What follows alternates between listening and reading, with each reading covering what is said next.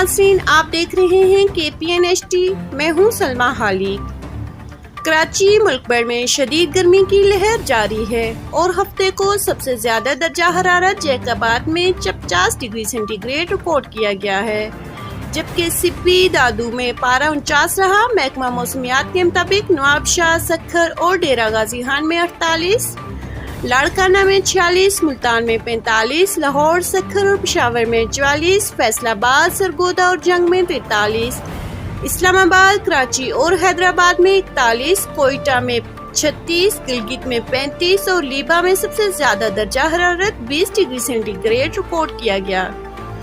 دوسری جانب سندھ اور بلوچستان کے جنوبی علاقوں میں ایک ہفتے کے دوران شدید ہیٹ ویو کے پیش نظر الرٹ جاری کر دیا گیا۔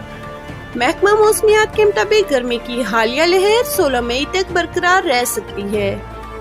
چیف میٹرولوجسٹ سردار سرفراز نے کہا ہے 11 سے 4 بجے کے دوران شہری باہر نکلنے میں احتیاط کریں۔ مزید نیوز اپڈیٹس کے لیے دیکھتے رہیے KPN-HD۔